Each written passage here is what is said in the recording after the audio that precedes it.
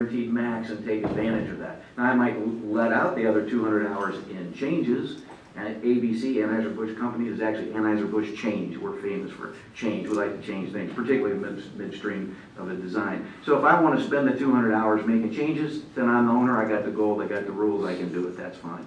But honestly, we don't see that as an additional cost, particularly when that data is built in, and like we talked about, those deliverables are defined up front. The cost is negligible in my opinion. So designers on the panel, and contractors to some degree too, how do you deal with that? You're being expected to create more or produce more information for a client who wants to pay the same or less. How do you address that, the additional scope of work in your fee structure? I'm curious about It's not, let me just clarify, it's not necessarily additional. The door schedule example is an excellent one. So I want the doors, I gotta have a door schedule, I gotta buy the locks and the hinges and all that stuff, right? So somebody needs to have this data, but if the computer will do that mundane task for me and automate it, because the data, how many doors are there, how many hinges, how many lock sets is already there, I'm gonna get that data anyway, then all I'm doing is taking advantage of the technology to mine it. So I'm not asking you to do more than you've already done for me in the past necessarily. Now, if we want to move into operations and maintenance stuff, I want you to buy the spare parts, I want you to manage all the oil lubrication schedules, I want to do preventative maintenance program, that's different, that's out of scope. That would, I'd have to pay extra for. That would be above my 6 to 10%, absolutely. So how much? Free. we'll work out a deal. Okay. I know there were a couple other people who had some questions out there.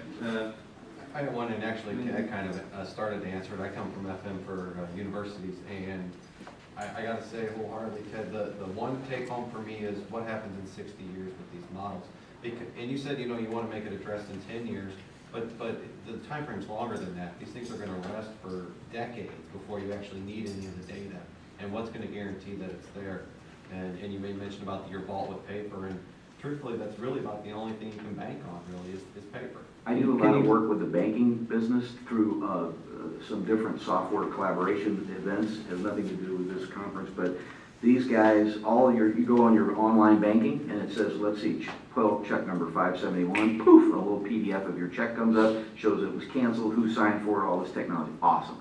Well, so in the days of paper checks, which are still there, my wife writes paper checks all the time. She won't do anything electronically, but that's okay. So she writes this check gets manually processed. That physical piece of paper check, even though it's scanned, it's bulletproof data, it's backed up on 25 servers, the banks keep those checks in a vault forever. I said, why are you guys keeping all this paper? How much paper do you have? Oh, we have billion-acre warehouses full of checks.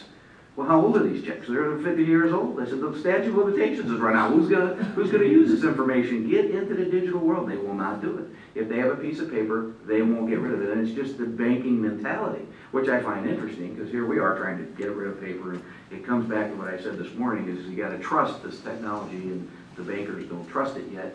Even though they have it, they produce it, and you can log in and see it. So, I don't know, it's a problem we have to be able to figure out. We all still use fax machines too. That's right. That's kind of an issue.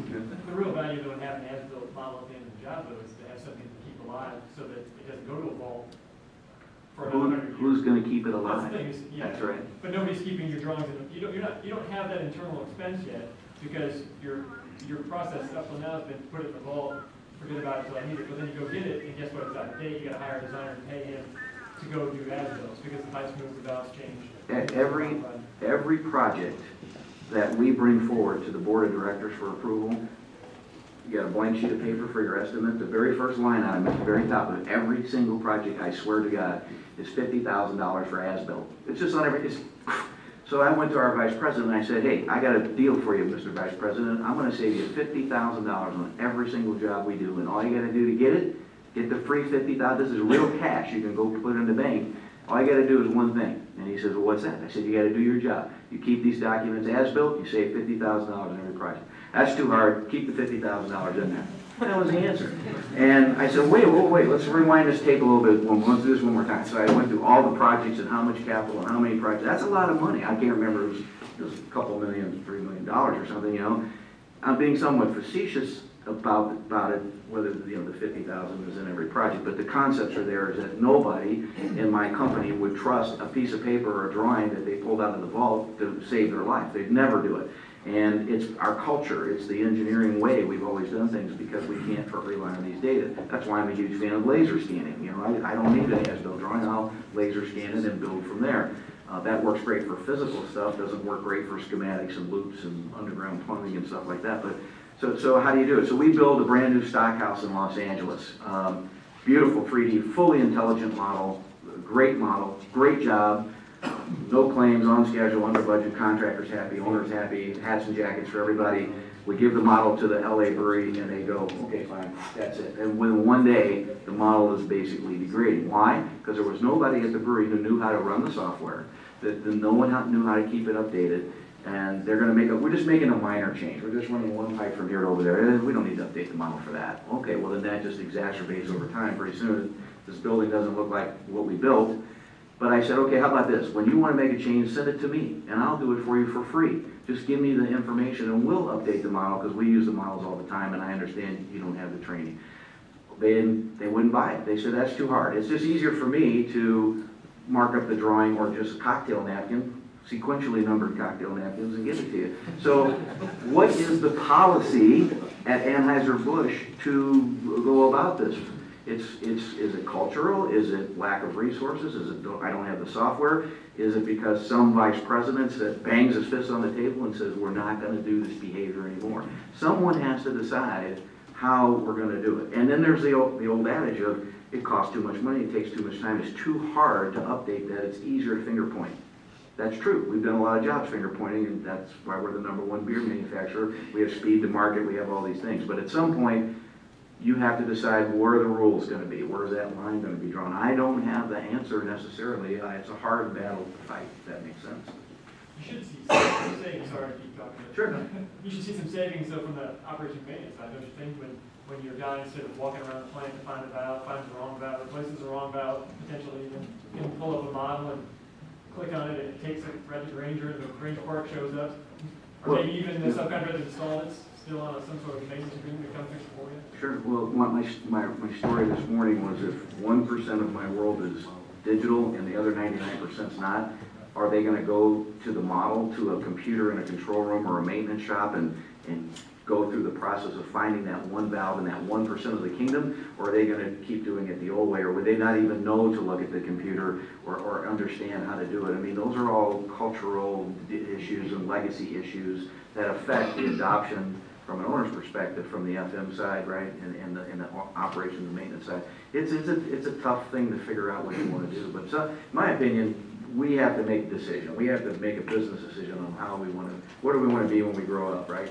300 years old. So we want to decide where we want to be and how can we apply this technology and how will it add value. And if we figure that out, then that's what we'll do. So Don, is your question going to pick on Tad more, or are you going to let somebody else? Yeah, I'm sorry, dominating the conversation. No. Everybody's picking on you, Tad. No, that's okay.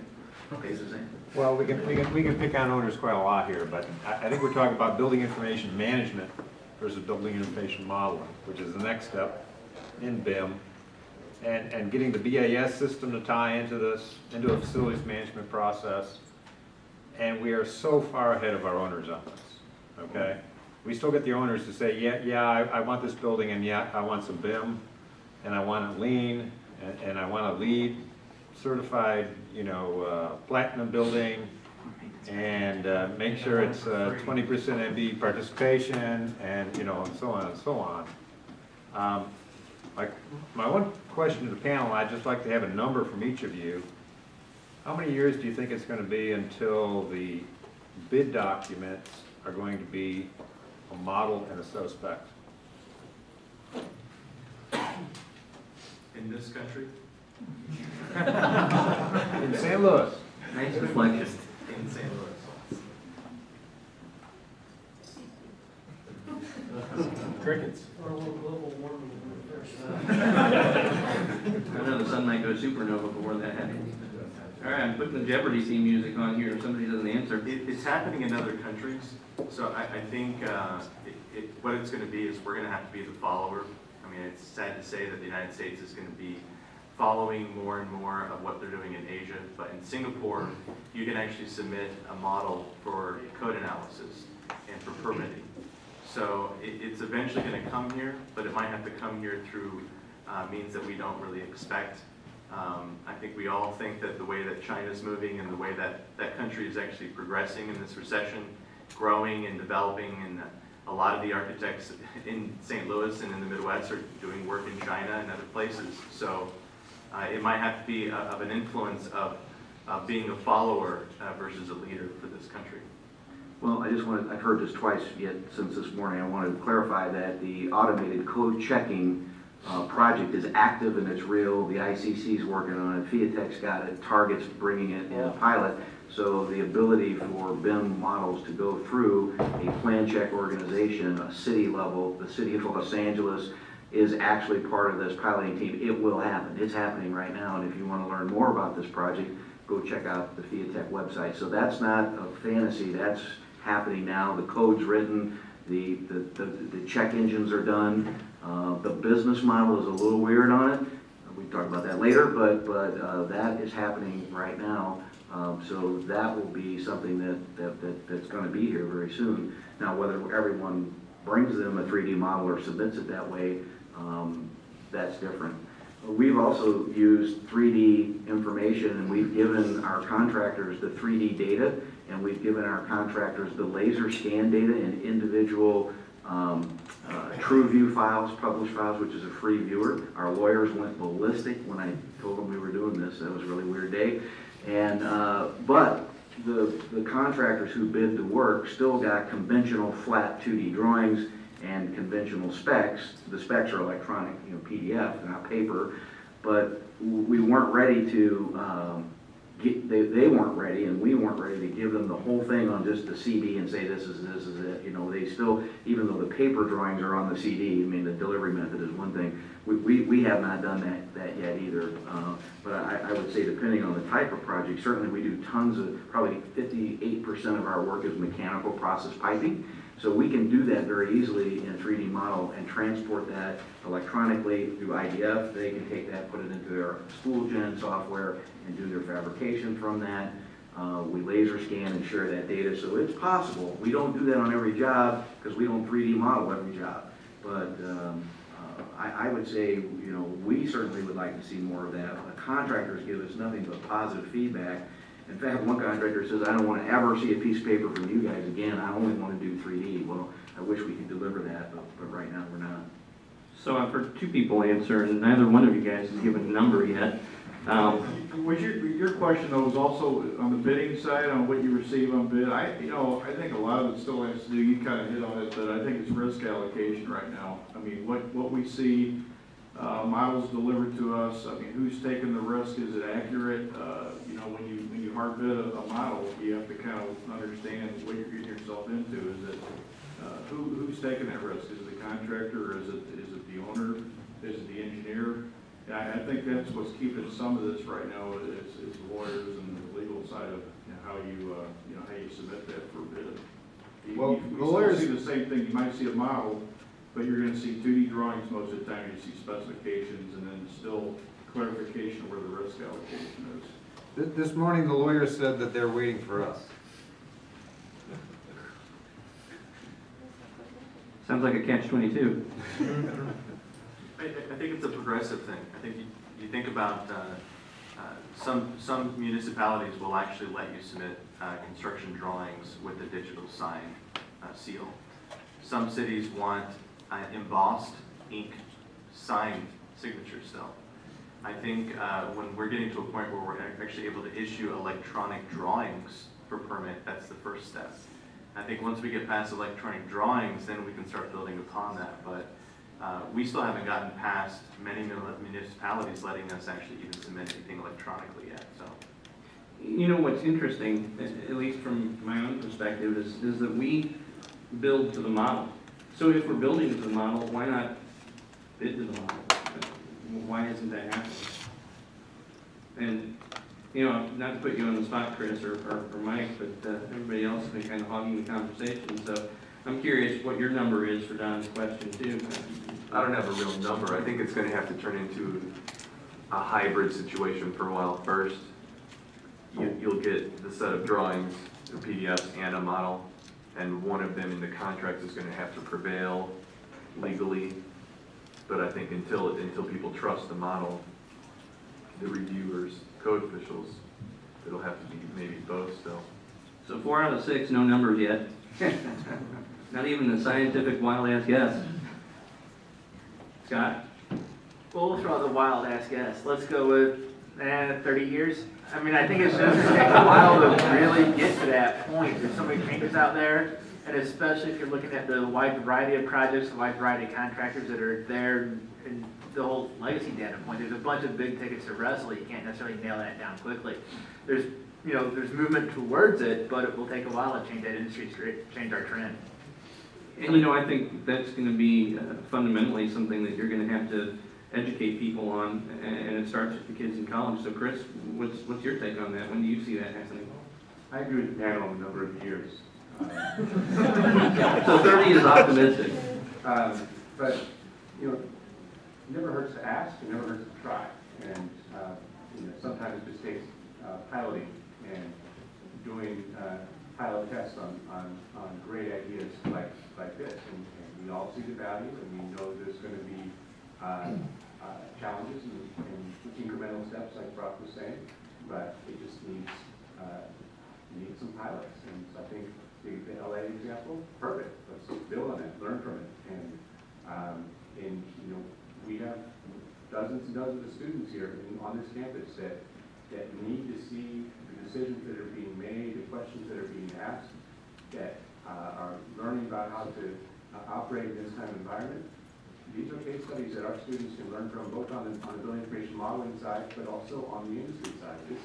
Building information modeling is not just a process, it's a way of helping us learn. And so piloting is fast. It can happen tomorrow. It doesn't happen on every single project across the board, but we can learn from it. And I think we really do need partnerships like this to drive things forward. So I concur with Al. So you got your number done. Well, I'll throw this out to the panel, is that I want to do one next year, okay? And the reason why I want to do it next year is, as the lawyer says, they're waiting for us to leave, but also, I think I'm going to very much limit who's going to be able to bid on the project. And I think that's going to be a good thing. Ryan? We'll kind of segue to a couple of the questions, because it's been a while. Is one, when do you stop updating the model? And then two, what about from a design build standpoint, where the risk allocation is completely within your same company, and you design and build it and use the model completely in that sense, where it's not design, bid, build? Panel? Well, I mean, you never, I don't think till you're completely done with the project, do you ever stop updating the model. I mean, an example I talked about maybe on the steel fabricator side is, we're going through a project right now. We've been through, the design's been complete since November, but we're still going through coordination with our model with a late add with the fire protection contractor. None of that was in the model. We've got steel right now we're going through how the steel's attached to the exterior part of the building. Kickers, steel into the building that affects what we have going. So, we're going to update this almost to the end of the project. I'm sorry, let me clarify. When do you stop updating the model after you're done with the project? After we're done with the project? Yes. Meaning, 5 years from now, I can't open that model because I didn't update it every release. During the maintenance. That's going to depend on the owner, I think. I mean, Even the architect or the engineer, whoever holds the model, 5 years from now, I can't open it. I'm not allowed to have an opinion since I'm not a panelist, but I'll tell you, I think that's going to depend on the training that the owner gets, because once you turn them, or what services the people provide to the owner, whoever the designers and contractors are, because it's going to depend on each individual person. That's my take, but I would like to hear the answer to that question from you guys, and you each only have 30 seconds because we're about out of time. I'll just say it's a challenge even internally. I mean, we just finished a project that started in 2003. So we've upgraded from CAD to Architectural Desktop to Revit, every version of Revit. And we're still finishing some actual fit outs for some of this project. So we've had to deal with it. We have the expertise in having to do it. I think at the end of the day, I forget who said it, but actually hiring design firms to actually maintain models might be a new paradigm shift. It might be an opportunity for owners to have to do less in the sense that they don't have to have 7 to 10 different people for every single facility to constantly update drawings. It might be a matter of a new hybrid of design services out there that actually would be maintenance. But they'll offer that for free, though. Absolutely. Well, and I think what's interesting is there's a cost of maintaining your paper document set now. You know, the vault that's the size of this room, there's square footage that's not being used for your true business purpose that could be allocated to some other means. So you look at shifting that and being able to generate revenue out of that space versus document storage, what's the value of that? And if it goes into a consultant type relationship or a different service provided, there's funding there for it. There's some type of cost associated with storage. Now, it's changing how that cost is spent or how you account for it. So any last minute input from anybody else on the panel? Because we are just about out of time. Thank you. Keep the conversations going. Yeah, please keep coming to these, and if you guys have any questions that you want to ask any of the panel members or any of us, by all means, our contact information should be available in the brochures. Fill out the surveys and ask for that information, and we'll do our best to address that. And again, thank you all for coming to this panel discussion. We appreciate your interaction. We couldn't have had such a great discussion without it. If you do have the BIM questions, things like that, definitely use Joanna as a resource. She can distribute it to most of the people on this panel and most of the people that put the committee together too, to keep that conversation alive and going forward. And we'll look forward to seeing you at our next year's panel discussion. With that, we'll adjourn this panel and we'll be convening the Future Trends of BIM panel discussion with our software vendors in about 5 to 10 minutes. So stick around.